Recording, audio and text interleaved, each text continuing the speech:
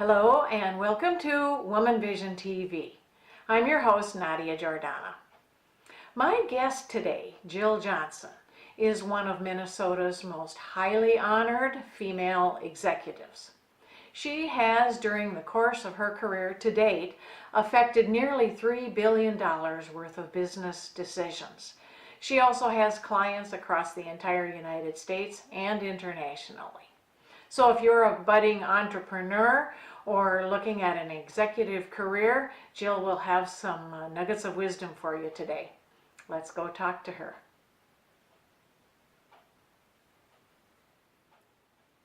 Jill, thank you for coming today. I'm glad you could make it over to the studio. Oh, thank you so much, Nadia. I'm so excited to have a chance to talk with you today. This is going to be great. It will, and I'm glad you can be here and give me some insights and give all of us some insights into women in business and some of the things you've learned along the way. You are a woman entrepreneur. Yes. And business owner, and in 2013 you were inducted into the Minnesota Women Business Owners Hall of Fame. That's right, absolutely. And then in 2014 you were instrumental in making that, because 2013 was the first year I think they had that. Yeah. And then you helped the 2014 event get kicked off, and Actually was even involved in 2013 as well. Were you? Yeah, there are lots of things you with did that. a dual thing. I did a lot of work. Yeah. And will there be a 2015 event, and what's on the horizon for this award? There is, we're looking at April 9th back at Cargill's World Headquarters again. Yeah. And so for 2015 we're gearing up, and the selection committee is just getting ready to start reviewing possible candidates for induction, and we have some that have already been this woman is a for sure. It's just a matter of when, not if. Yeah. And we have a few more that have rolled that we've identified, particularly some historical women whose stories are truly amazing, and I think over the next period of time we'll be able, through Hall of Fame and some other things, be able to tell those stories. I like the historical women. The last time I attended, there was a few of those in there, and I paid special attention. It's fun to see women from years back and what they did. That is the part that I find so fascinating, because when you think about the things that these women did back in the late 1800s or 1920s or even the 1940s and 50s, you know, women had so many different opportunities then, and were so much more limited both by education and by societal norms, to be able, for them to be able to achieve a level of success that, you know, 50 or 70 or 100 years later is still an iconic success. Really speaks volumes to the character of those women and their accomplishment. It does. Well, can you give us an outline of your personal journey to success and some of the obstacles you encountered along the way? And I know lots of obstacles. You know, I grew up in a family-owned business. I was born and raised in a small town in western Wisconsin, and it was the kind of town where, you know, Dad could send you up to the local drugstore to buy a can of snuff, and they knew you were Bobby Johnson's daughter and that you were bringing it back to him. And if you did anything wrong, he knew about it at 3 o'clock coffee. But so there was a kind of an intimacy in that. But I had a mother who was an executive secretary at 3M's World Headquarters. So I had a very unusual childhood in that I grew up in an entrepreneurial environment with executive training. So I always refer to myself as an entrepreneurial executive. and so I was very active. You know, my mother made me get my first job when I was 12. And I worked all through high school. I worked in the family business, worked all through college. But for me, the big game changer was junior achievement. Back in that era, you started a company, made product, sold product, liquidated the company. It was called the company program. And I loved it. My mom didn't give me a choice. I had to go to JA. And for me, that was the game changer. I ended up really finding my sweet spot. I won all the major awards in Minnesota and was one of the top kids out of 300,000 in the country nationally. And I was doing Harvard Business Review case studies for fun at 16. So I really knew I wanted to be in business. And I met a management consultant when I was preparing for nationals out of Chicago. Found out years later he was the senior VP of one of the 10 largest consulting firms in the country at the time that we met. And that 2-hour lunch in Chicago changed everything. I walked out of it going, I'm going to be a management consultant. And the rest was trying to figure out how do I make that happen. So I went to Drake University, double major in business, got an MBA. And while I was working on my MBA, the U.S. Small Business Administration had a program called the Small Business Development Centers that had just started. They made an announcement in class that they were looking to hire some MBA students to work with distressed businesses in central Iowa. I was hired 10 minutes into my interview, and that was the start of my consulting career over 3 decades ago, and parlayed that into another consulting, international consulting firm, and then eventually went to work for one of the big CPA firms in their national consulting practice, and then started my own business 26 years ago. So it's been 26 years since you started the business. Yeah, it's I been know it was a long time. Oh, long time. And you know what's so interesting about that is that the average person who goes into consulting lasts about 12 to 18 months. Yeah. And only about 5 to 10% survive 10 years.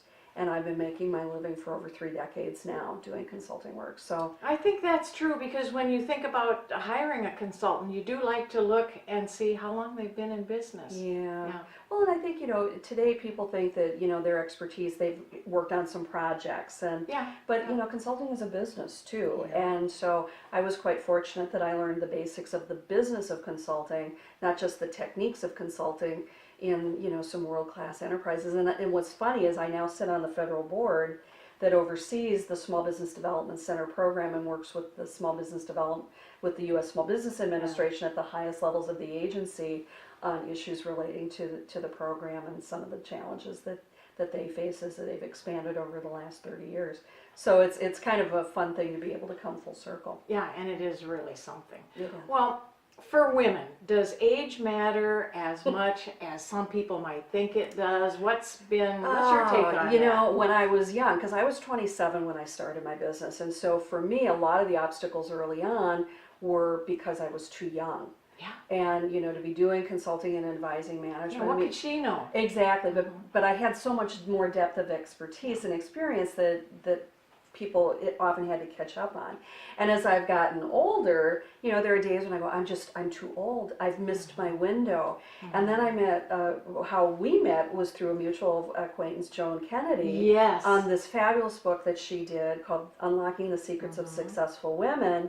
And I realized Joan was 91 when she worked on that book. And for me, that was kind of a, age is only going to be the limit that you create it to be. So it's become this Goldilocks theory that I have. Yeah. You're either too old, too young, and never just right. And I've just decided that I'm going to live the rest of my life through the example of Joan, that whatever time and age I am is the right time and age for me, and that I bring that wisdom and insight with me. But I like being older. I like knowing more of the things that I know and not having all the drama of the angst of, that you have when you're younger. And, that comes with wisdom and recognizing not everything is the end of the world.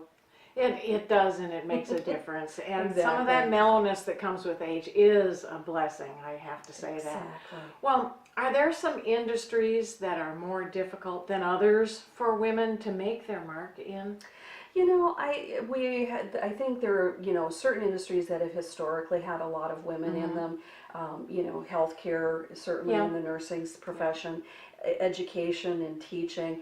And I think that, as I look at the last 30 years, women have made a lot of inroads in areas and executives, but we still have doors to pound open. There are still not enough women at the executive levels within corporations. Many have left to start businesses on their own, so we've got some great talent in building those types of businesses.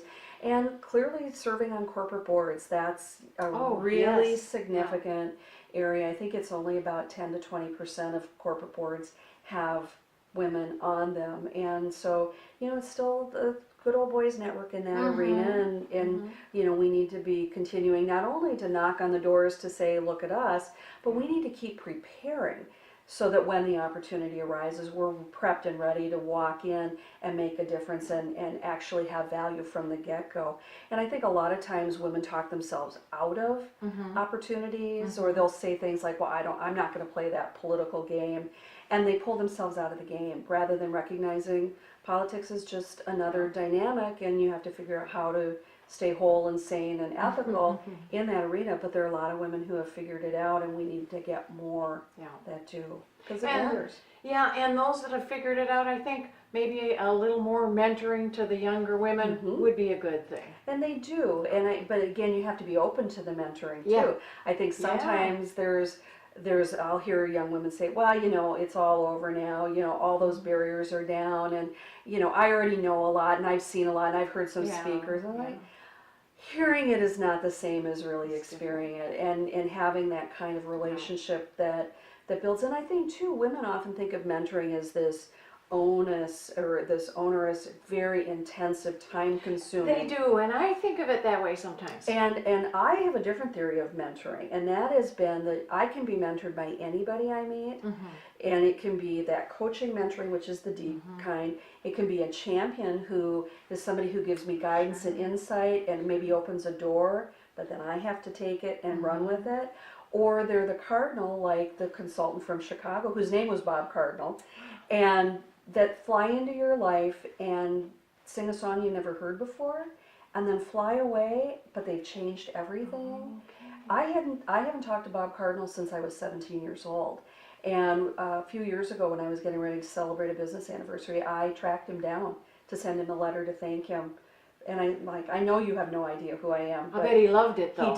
He did, but he changed everything. And so if you can take and look at it that way, anybody you meet can give you insight and experience and perspective. I did a Drake University, I do a lot of things with the college students, and we have a little connect thing where you spend a few minutes, it's like speed dating. Yeah.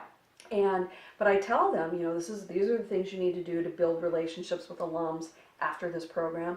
And I ended up doing about a half-an-hour coaching call last night with one of the young women I met, who was bold enough to send me a nice thank you note. She clearly had looked at my website, showed me she wanted to build a relationship by that. She reached out via phone. She was prepared on the call. And then on the phone call, we talked about, well, you should like me on Facebook and Twitter and whatever. And by 10 o'clock last night, she had done all of those things. So I'll open up a few contacts for her because she's building the relationship, and it's not all one-sided. And I think that's the best kind of way to look at it. Absolutely. Yeah. Well, if you have a couple of nuggets before we go of wisdom to give to younger women and just embarking on business or some kind of an entrepreneurial venture, what would those nuggets be? First one is be prepared. You can't wing it. It's not something you can just do the night before. The more prepared you are, the more confident you'll be, the better able you'll be to persuade people to your point of view, or to be acknowledged as someone with talent and potential. And it's really preparation that gives you confidence, so that when you have the butterflies, and everybody has butterflies, but being able to know to rely on that preparation so that it's almost muscle memory, you'll be able to move forward. I think the second thing is to be bold. Take bold chances. Allow yourself to be seen so that people can create new opportunities for you.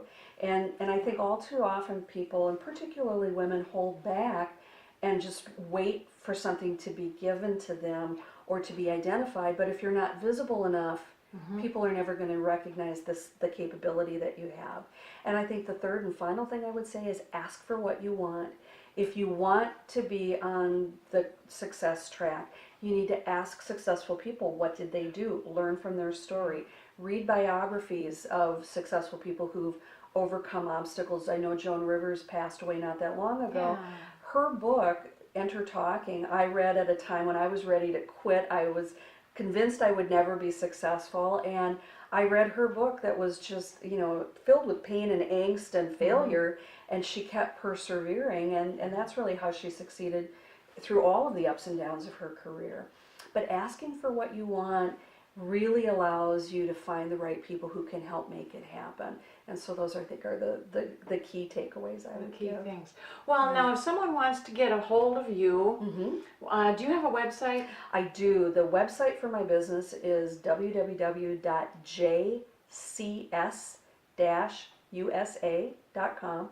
for Johnson Consulting Services. So jcs-usa.com, because there's a Jill Johnson from Sweden that always pops up on the internet. I'll put it up on the Exactly, screen too. but sure, you can reach me through the website, and I'm on Twitter at Jill Johnson USA, and you can find me on Facebook that way too.